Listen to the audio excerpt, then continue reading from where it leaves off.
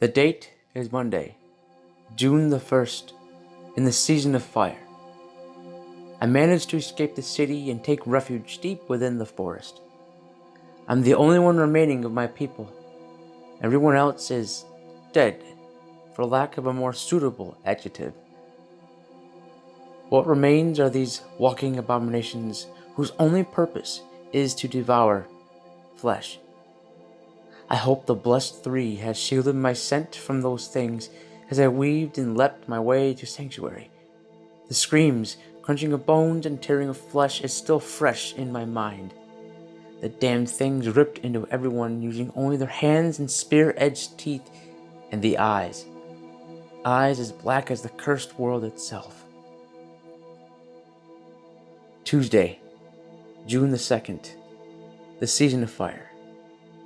I had an accursed slumber. I heard the beasts in the distance, a mere mile from my camp. I have my iron dagger for protection, all I could acquire in the short time I had to evacuate. I had enough food and water for 7 days.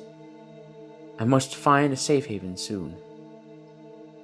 It is Wednesday, June the 3rd, in the season of fire. I moved my camps 10 miles east from my previous location. I don't hear them any longer, growling and roaring. There are no signs of life in this forest, not even the whispers of pixies at night. The trees frown at me, sensing my despair. I must hold fast and keep pushing onward until I reach the capital.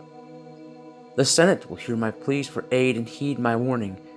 The city is well fortified with walls of iron. The date is Thursday, June the 4th, in the season of fire. It is dawn. My sleep was fair this time.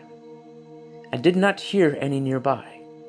I think it wise to start for the capital, which is due west of here, according to the map I obtained before I left my estate.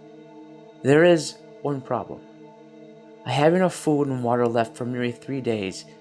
The journey is 2 weeks taking the short path. I have yet to see a boar or rabbit or any other proper food source in these woods of old. By the cursed one! I hope those monsters will not be on my path. Friday, the 5th of June, the season of fire. The eve of night has fallen, and I have only just set up camp. I'm 30 miles from where I once was. Still, not an animal or forest spirit in sight. I need to sharpen my dagger. I sense I may need it soon. It is Saturday, on the 6th of June, in the season of fire. Sleep abandoned me in the night, and I'm nearing the end of my provisions. I saw one about 200 yards from me. Its deep, black eyes barely visible beyond the leaves shielding my presence. I don't think it noticed my fire. Thank the three. I allowed my fire to dwindle through the night. It bore the likeness of a hulking man-beast. Fog is on the rise, and I have to keep moving. It is evenfall now, and have not encountered any trace of the beasts. I shall lay branches of various sizes around my campsite. This will serve as a means of alarm in case any of those things come near. Sunday, June 7th, in the season of fire. Dawn greets me. I was awakened in the night by one of those beings. My makeshift alarm system worked. I had enough time to make haste to my feet and ready my dagger, freshly sharpened, to charge at the Varagath spawn. I plunged my blade into its temple, letting the body fall lifeless where it had stood, blood spraying all over my neck and hand as I removed my weapon. The body remains there, roughly 15 feet from where I am writing this entry. I'll be continuing my quest to seek shelter at Sektesh. June the 8th, Monday, in the season of fire. My provisions are depleted. Alas, blessed be the three, I have taken shelter inside this abandoned shack. It's small enough for one occupant, and in moderate condition, which would suggest it is built to withstand time's judgment. I shall hold out here for a time. By the gods, I pray I can acquire more food and water before those things close in on my location. I am uncertain of how they could. Lo, I mustn't leave anything to chance. I shall board up the windows, then attempt to seek sleep. Night is beckoning. Tuesday, June the 9th, in the season of fire. I haven't seen any signs of wildlife whatsoever, and my hunger and thirst increases. I reviewed my map and learned of my whereabouts. I'm in the forest of Lavier. I heard moaning in the night. Am I going mad, or do the dead know my presence? Nonetheless, I will linger here longer and pray to the three that I am not torn to shreds by those accursed things, or worse. In the meanwhile, I'll search this abode thoroughly. Perhaps I can obtain a means for food or other aid. Wednesday, the 10th of June, in the season of fire. I found an Iridian pistol. Half a power cell's worth of energy remains within. Praise the Holy Three. My hunger and thirst worsens, but my faith rises. Night comes, but sleep I must not, lest the moaning come again. I've not slept since Tuesday, and don't intend to until I find food or a better route to Saktesh. I will study my map even closer. Twilight has arrived. The moon shines bright. Stars absent from the world on this night. I've been studying the map since the sun made its appearance. There is a little village merely half a mile from here, and a river that lies between the shack and the village. At first light, while I go there and pray to the gods, I find aid. Thursday, June 11th, the season of fire. It is midday, and I just returned from searching that village. I was unsuccessful in my mission. Provisions were not, save the water I took from the river. Nothing to use to light a fire, and food was scarce. I had to move about the ruins with stealth or risk a horde of those damned beasts eating me alive. Feasting on the corpses of the village folk they were. I can still envision the way they dug into the bodies. I was so close to one I could have reached out and touched it. I recall the ones that found their way near my camp. Do these abominations possess an advanced level of hearing or smell? If this is true, then it is a mere matter of time until the shack is surrounded. What have I done? Friday, June the 12th, the season of fire, nightfall. Those things did find me and are roaming just outside. My hunger and thirst intensify. I've lost most of my muscle mass. Moving around is growing arduous. My pistol is still at half power. I may need to use it very soon.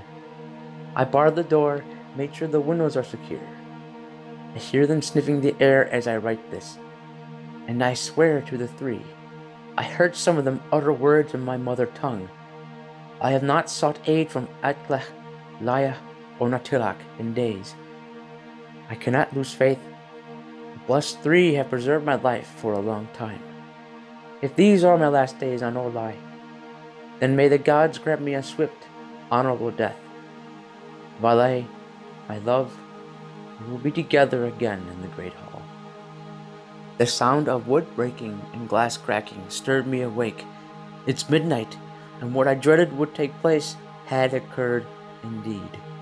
I have been bitten. I killed all 6 of them after they climbed through the windows and burst through the door. I exhausted my pistol and used my dagger on the one that bit me. I wasn't quick enough to gut it before the thing came from behind, throwing me against the wall like I was nothing more than an infant being tossed over a cliff.